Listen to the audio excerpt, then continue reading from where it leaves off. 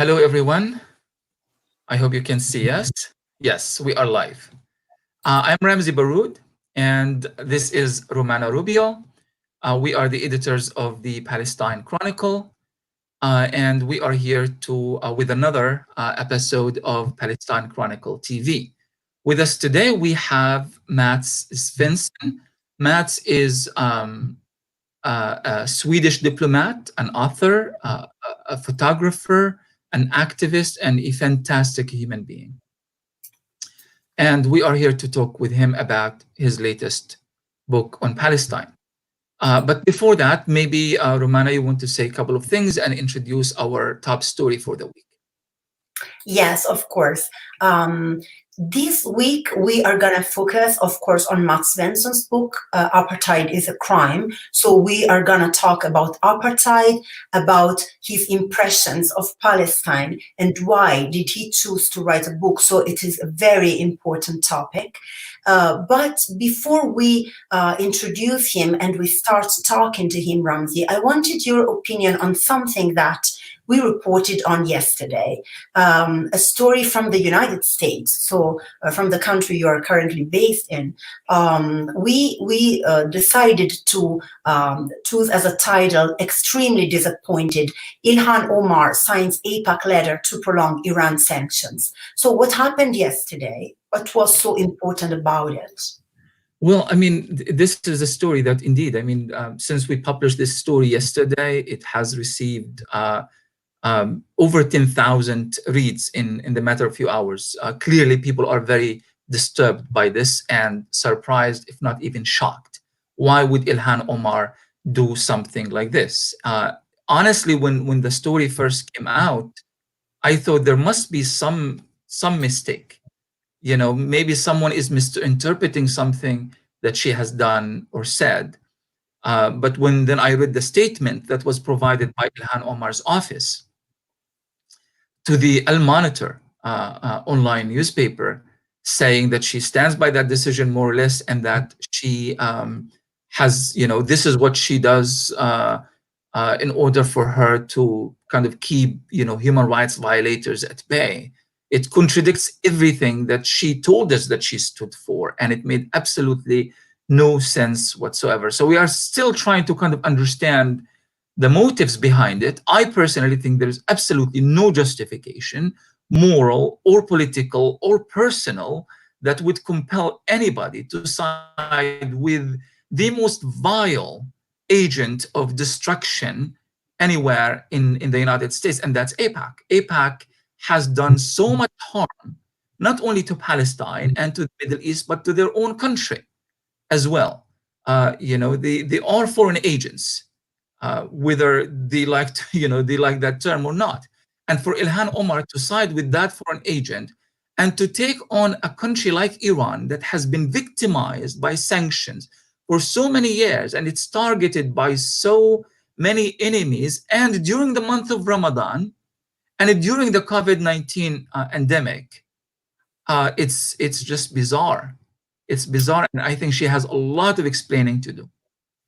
And I don't think that, this decision can be taken out of the context of the Middle East as a region and of the role that AIPAC has in deciding and influencing U.S. politics about that region. So Absolutely. that's why I think it's completely shameful and disappointing. Absolutely. Now let's move on to the next segment, and that is the main segment in today's program, and that is Mats Svensson.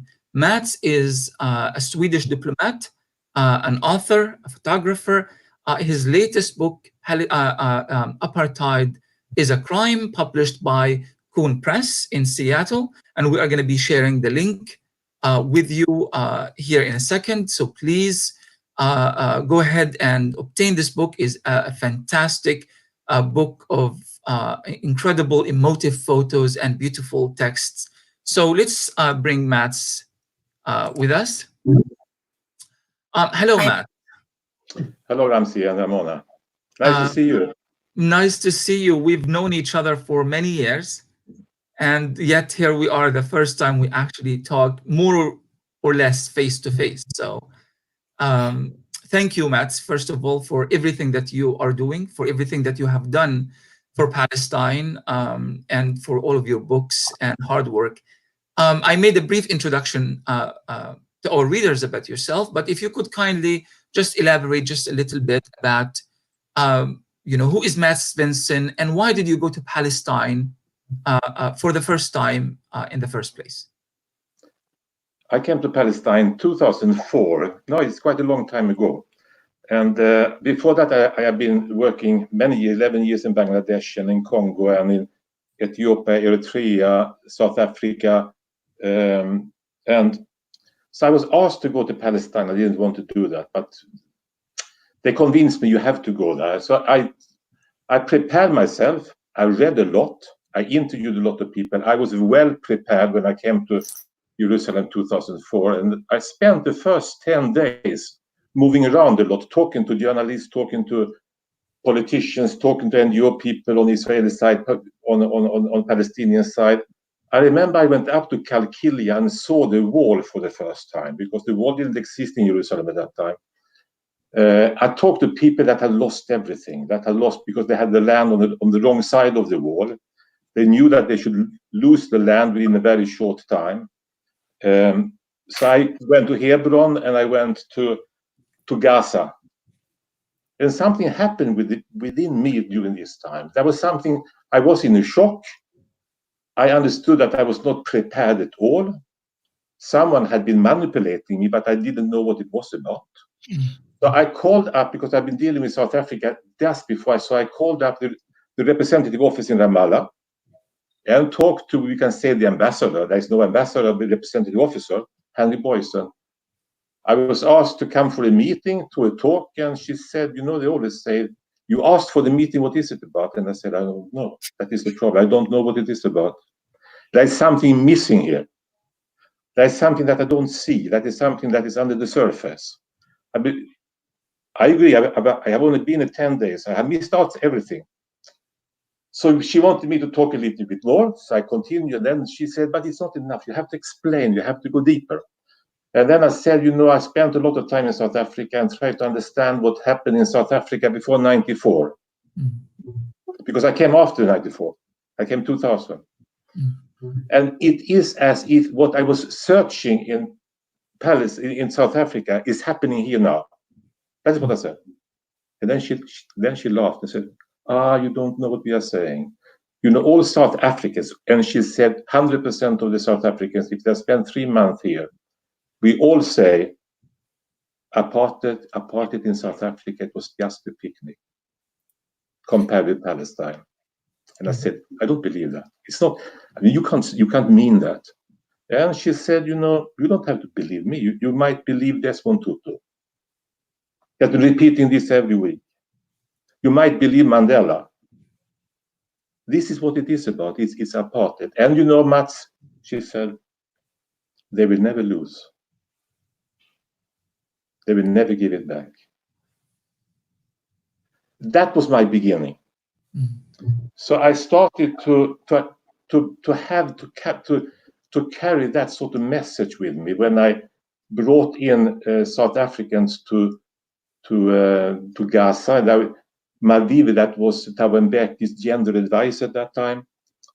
She had not been to Palestine before. She had only been in Palestine for 3 days when she was standing in Gaza saying, Mats, someone has taken the cheese and left the hole. And the hole is empty. And you are trying to create something out of nothing. Who believes in that? So if you don't mind me interrupting you for a second here, Matt.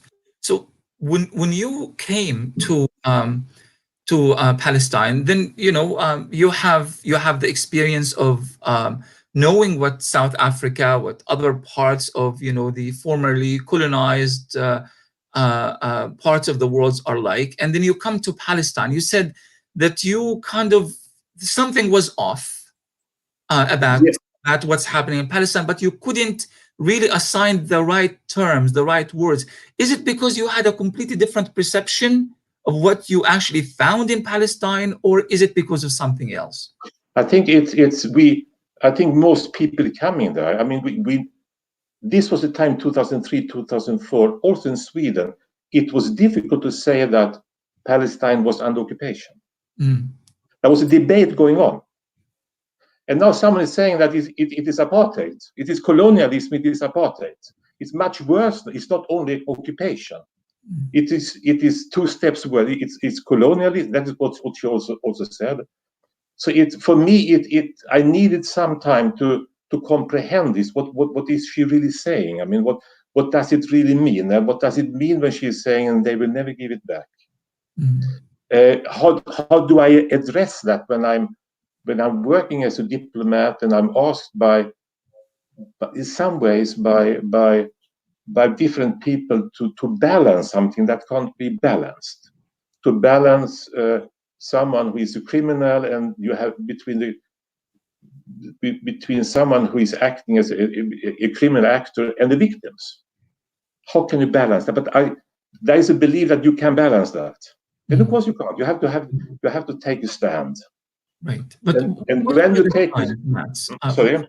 What were the signs? I mean, of course, there's the wall, the checkpoints, the soldiers, the oppression. You kind of see this, you experience this on a daily basis.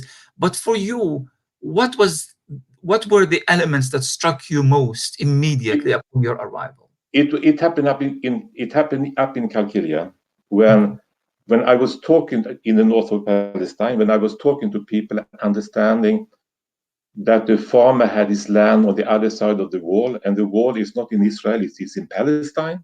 When I understood that the wall is not to protect Israel, it is to protect the illegal settlers.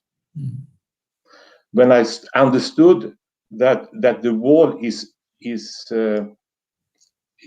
taking another 7 to 50, another 10% out of the land from Palestine. When I understood that the international community does not react to this, we say that it's not good, we don't accept this, and then we try to deepen the relation with Israel. So we act in a totally different way, and that is what Henry Boysen from South Africa said. You act in a totally different way here than in South Africa.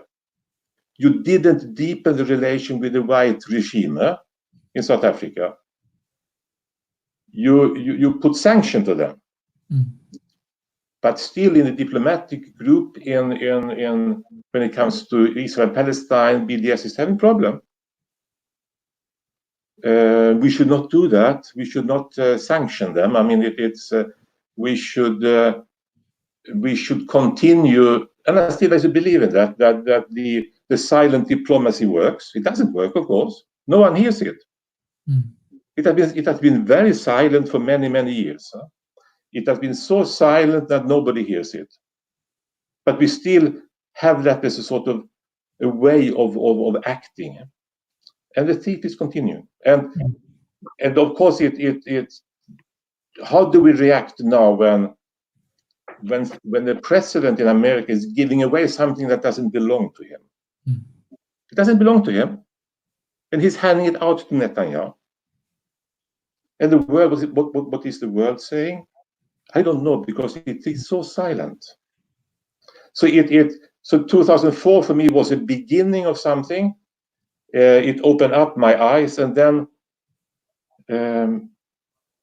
I was asked, I think the second, at the very early stage, I was asked to participate in a demonstration on the western side in Jerusalem. So I went up. And what kind of demonstration?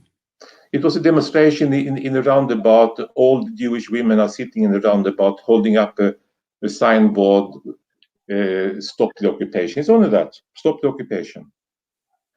And people are coming with their cars, and they are throwing eggs at them, and they're spitting at them, and they're just sitting there every Friday for 2 hours. And then the young Israeli girl said, you have to go and interview this woman over there. And I said, why? Yes, you have to do that. So I did that. So I met a woman who could speak a lot of languages. I mean, German, English, Spanish, Arabic. I mean, she was very good. So we started to take photos of her and said, can I use the photos? And she said, yes, it's fine. So I asked her, can you tell me your story? And she said, it's very short. Germany, concentration camp in Israel. And I said, so how old are you? No, and then the Israeli girl said, you have to ask how old she is. It's a photo before, the page before. There. And then the young girl said, you have to ask how old she is. And I said, I can't do that. And she said, but you have to. So I said, we are both quite old. I said, yes, but I'm 92. And I said, so for how long time have you been sitting here? 23 years. And how many Fridays have you missed? And she said, 5. So I said, why are you doing this? And she said, because my government acted as a thief. And I don't want my grandchildren to grow up among thieves. For me, it was very clear what she said. And she gave me a message that I want to give to other people. If she can sit there, she has been in the concentration camp in Germany. She's going to Israel to get freedom, but she didn't get freedom there. She wants to have a different Israel. She's prepared to do that every Friday when people are spitting at her. She's 92 years old. And she knows exactly why she's doing it. She's not asking around people, what should I do? Because that is what a lot of people are asking me. So what should I do? What should we then say? You know what you should do. You know it within yourself. She knew it. I have to sit here every Friday. So it gave me a sort of message. There's another woman in Gaza. I gave you another photo, if you can find it. It's on, we can find it here. It's on page... I think 70, 71, yes? Yes, 70, 71. Okay. I came to Gaza. I have been there many times. And suddenly, I crossed the border and I saw a house had fallen down. I had seen that house before. It was a 4-family house, a big house. So I stopped the car. I understood that the house had been destroyed that morning.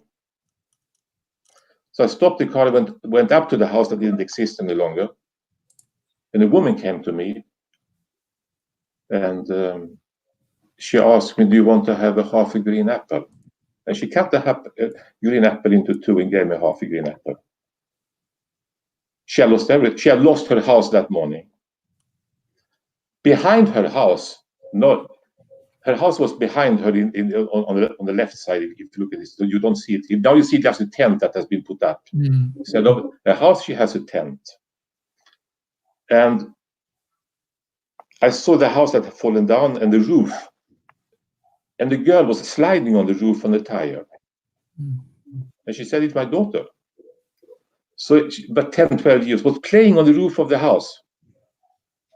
So I decided 2-3 weeks later on to go back to Gaza and to try to find this girl and the mother. And I found them in a refugee camp and they were sitting there. And so I talked to them and then said I saw that she was thinking about something. And she said, you know, we had a big house and my father used to go and try to get a job in the morning and my mother gave me breakfast. It was tea and bread on veranda or the balcony. And then she said, and I used to come a red and white bird. I wonder what has happened to that bird, she said.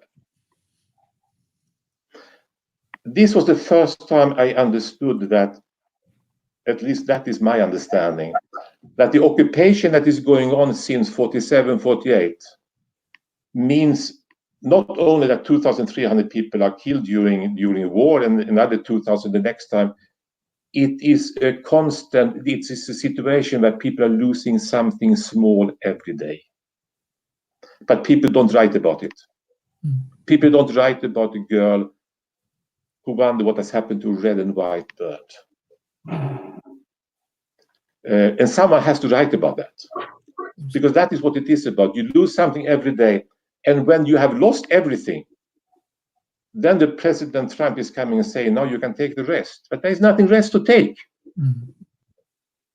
So this small thing has meant a lot to me. There very quickly, Mats, to ask you, these small things, I mean, you are looking at things from perhaps two different perspectives.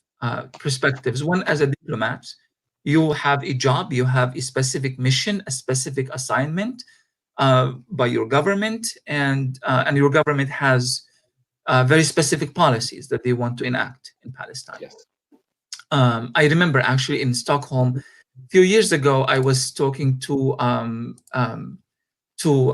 few MPs, and I told them, why don't you take a strong stance on Palestine and demand a complete end to the sanctions and the blockade of Gaza and so forth? And they said, well, we are trying our best. The problem is we have to behave within a larger political conglomerate, and that is the European Union. We can't have a completely separate foreign policy, and it's more complicated than it may seem to a writer or an activist and so forth. So let's assume that this is correct. But on the other hand, now you are able to see the little things. You are able to see the humanity as an artist, as a photographer, as a writer, and so forth. How did you bridge that balance, or was there a conflict in the first place? There was a conflict within myself, because I went through that, and I think a lot of people in different ways go through it, but you address it in different ways. I went through a feeling of anger, but in my case, I was first angry about the United States of America, who is paying for this. The second was European Union, that had a situation they can't really act because of Germany. Then I was angry about my own government. And then people are saying, but what about Israel? I'm not very angry about Israel, because someone is feeding it. Someone is making it possible, so the thief can act. That is my problem. People start with Israel. I don't do that. I start with my own community, who is saying that we can't act because of European Union. Of course we can't act. Suddenly we get a new government and we recognize Palestine. We don't listen to European Union first. We act because we believe that we have to do that. It might not have been good, but that is what we did. We did that as the only actor. Sweden did that on its own. We can act on our own. We don't have to follow European Union like that. We are independent in that case. But I think a lot of member of parliament, we might have had a foreign minister before saying the same thing, and we can't do that because of European Union. When you say that, you know that nothing will happen because of Germany. For good reason. I mean, of course, it's very difficult for Germany to act against Israel. I can understand that. But that doesn't mean that we should have the same problem. Yeah, why is Sweden and others beholden by the same stigmas and fears and complexes that Germany is holding itself? I mean, I think most people here, we are a small country, we can't, I mean, it's but I think it's, for me personally, I felt, and I have so many stories like this, and it is very often women. I mean, I took two cases here now with the Jewish old lady, and it's very often women, Palestinian women, who stands out, telling me something that is so obvious.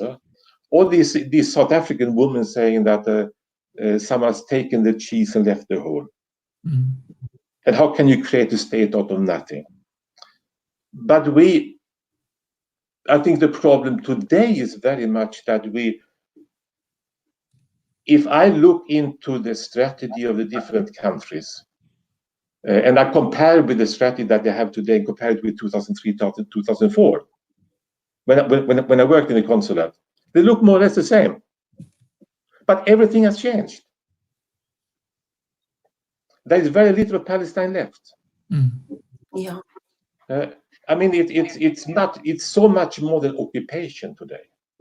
So how do we address a totally different situation after Trump's giving away Jerusalem?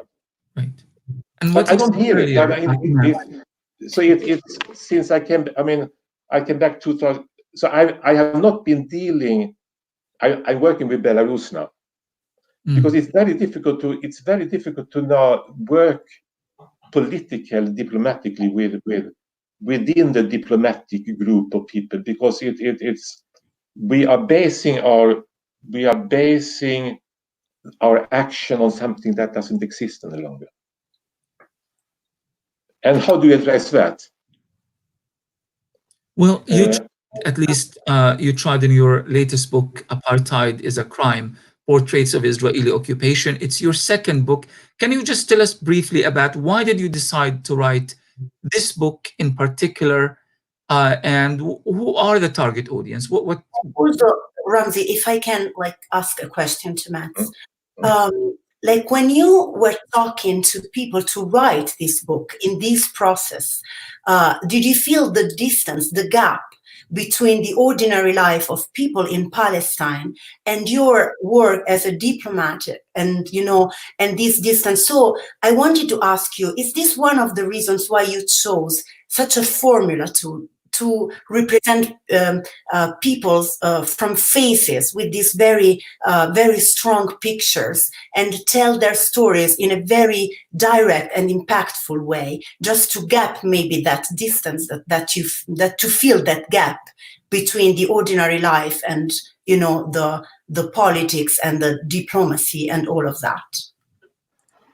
I had the possibility to spend a lot of time walking the wall from the south to the north. I spent the weekends doing that. Not to write about it, because if I write about that, then I write about myself, my walk, so to say. But it gave me a lot of feelings, a lot of impressions. So when I finished it, the walk, it took many days, because I have to go from Jerusalem, take my car down to the south, and then I walk for 12 hours. I meet a lot of people, drink a lot of tea. Then I take a bus back to Hebron, and then another bus back to the place where I put the car. And the next day I do the same thing. I start where I dropped where I stopped the day before. So I walked through Palestine, and I've taken a bus on the way back. But I did that one reason I did that was that you can't do that because it's dangerous. Because there is an idea that you have to be very careful. I mean, there is an idea that is dangerous. And I used to say that it's not dangerous for me because I don't have any weapon. Who is going to kill me? The snipers, maybe, but not the Palestinians. So it gave me an idea that I have to use that possibility to create something, because I have met so many people. So the audience for me is very much the people I met, but most of them will never read the book because they don't know that the book exists. Mm-hmm. But when I put together the book, they are in my mind. So there is always, when I go out and talk about Palestine, there's always a person of an Abu Dis in the audience, listening to me. I mean, he's not there, but he's always there. And it gives me a strong feeling that I have to be honest. If I could exclude all the Palestinians, they are not there, then I can say anything. But they are there, and I've been talking to them, and I have seen what they have gone through. So I have to do my part, even if it's very small. So when I put together the first book that was finally published in South Africa, no one wanted to publish it. It was called Crime, Victims and Witnesses, Apartheid in Palestine. No one in Europe wanted to publish a book with that title. So I started to write in a South African magazine called The Thinker. And suddenly the editor said, you have to put together a book. And I have a book. I said, but nobody wants to publish it. And then he got it. And then he said, but this has to be published, but I can't, it's not going to be published because of the title. And then he said, but it is apartheid. What's the problem? And he found a publisher within a couple of weeks. In South Africa, of course, because they know what I'm talking about. So I was dealing with something that was nearly impossible to publish because of the title. And then now it is different. Now I can have it published in America by CUNY Press, and I'm so happy for that. I mean, that for me that is fascinating. I mean, to have it published in America during this time with this title, and because today the fact that it is apartheid has been more or less recognized by everybody except the diplomatic corps. Yeah. They don't talk about it. They don't say it. It's good that they say occupation. They don't say colony. But they don't say it publicly, Mats, but with their own interactions with other diplomats off the record. That's right. Yeah, what kind of sentiment did you notice? What kind of ideas and feelings they actually have about the situation, although they can't perhaps share it with the general public? No, you meet different people. I mean, if you at least at that time when you met American diplomats, they said that we have a problem. We don't want to go here. Because we have to choose. If we tell the truth, then your career is finished. Mm. So you have to blend it with other things. So it's and I think it goes for quite a lot of different countries. That you have to play the game. You are not allowed to. You can't really. You can't say that the government of Israel is a thief, but they are a thief. They're stealing land from someone else, and they do it in front of you. I mean, I can sit in the Swedish consulate in Jerusalem, and 200 meters away they take a house. And I was sitting there together. I mean, all the diplomats saw it. We went to see it. Everybody put together a report. It is a secret report. Nobody reads it. 2 people reads it at all. But it has been reported back to all countries. And so many now it is happening in so many houses. I mean, so many houses is stolen. And when it is stolen, the army is standing beside, looking at it. I mean, it's for me that is a theft. I can't call it anything else. Mats, just because we are running out of time, there are many reasons of pessimism. So those of us who have been working in this field for many years, we can give you a long list why we should be pessimistic. But as Gramsci, and I always get this quote messed up, Romana, maybe you can correct me. It's the let's say this: the pessimism of the intellect, the optimism of the will, isn't it? That's right. So we have to find reasons to be optimistic and hopeful. And I will share one of a very beautiful photo from your book that kind of gives this sense of hope in Palestine. But tell us one last thing: what gives you hope in Palestine? Nothing stays forever. I mean, nothing stays forever. I mean, everything is going down. I mean, we know it. I mean, yes, I could talk about Lift a lot. That is my next book that I would like to do together with Ramzy Baroud. Because it's very important. No, but it is really the fact that there is nothing who is really over time staying. I mean, it's everything is temporary.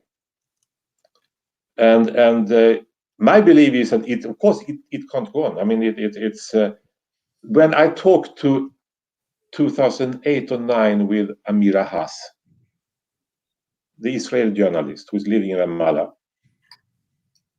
and I asked her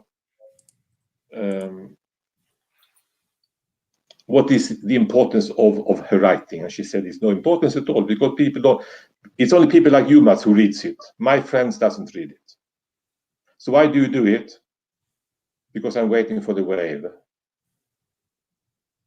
One day the wave must come, and that. I mean, it's. We have to believe in that. Of course, we have to believe in that. But at the moment, it's more I mean, I think what stimulates a lot of people is that, how is this possible? How can it happen? How can this be going on? How can Trump, and before him Obama, and before him, I mean, it's a continuation. It's not only Trump. I mean, he, in one way, he just speeded it up a little bit. Huh? That's right. So I mean, instead of waiting for 5 years, he just did it. He doesn't know why he's doing it. He just did it. I mean,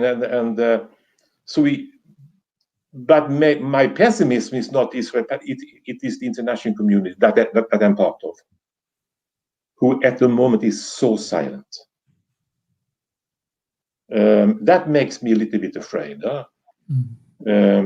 Much more than what is actually happening between Israel and Palestine. I wonder, what would it take for the so-called international community to actually do something, to actually create some tangible resistance to this ongoing, seemingly irreversible apartheid in Palestine? I think it's going to take a lot of work on our part, a lot of pressure, a lot of mobilization within the civil society organizations all across the world. I think as far as the critical mass of support for Palestine in many parts of the world is actually there. I've been to Sweden and I did not feel in any way that was a hostile community, neither not the at all. average citizen or the intellectual and even the politician as well. But there is always this hesitance, trepidation, fear. Nobody wants to be the first to speak out. Nobody wants to be singled out.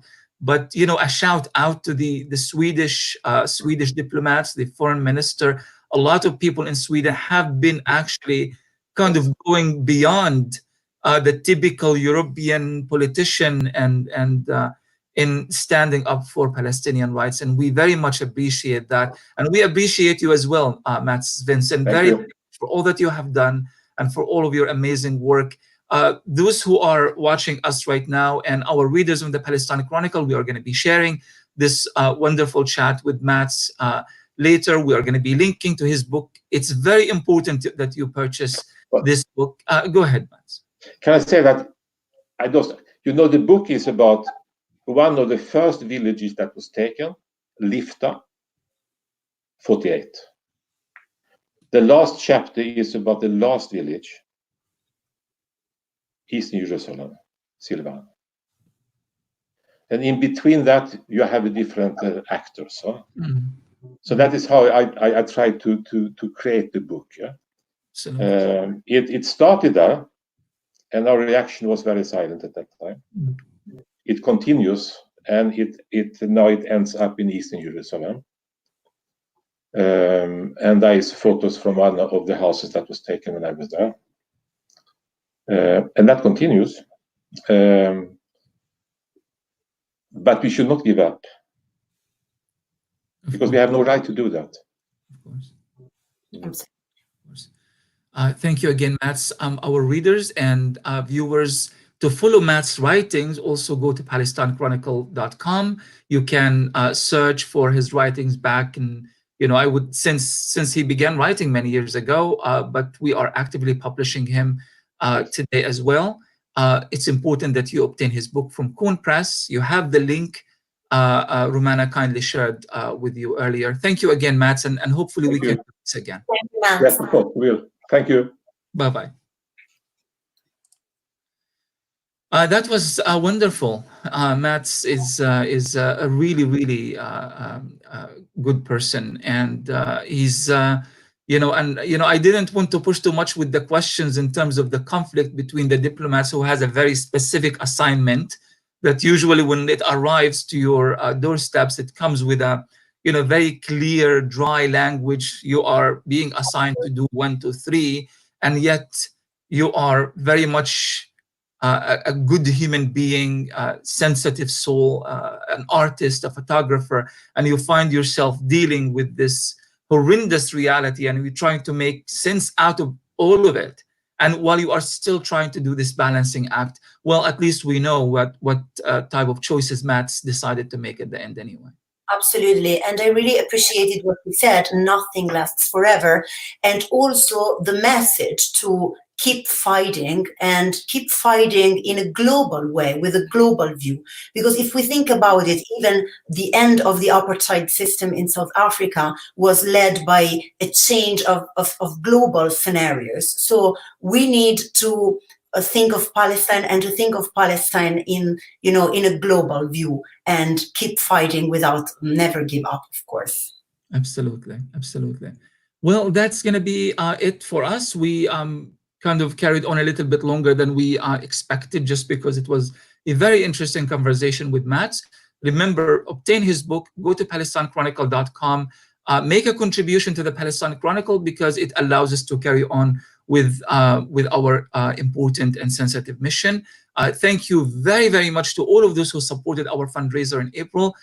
Thanks to you, we actually did manage to obtain our budget for the next 6 months. So we very much appreciate it. Any last words, Romana, before we close off? Thank you to everybody. Thank you to our readers and to our viewers who commented with us. And so we're very happy. And, you know, I think that if they want to ask questions, even in the future episodes of Palestine Chronicle TV, they're more than welcome to do that, of course. Absolutely. All right. Well, that's it from both of us. Thank you. And we'll see you next Wednesday at 12 p.m. Pacific time. So thanks a lot. Bye-bye. Thank you.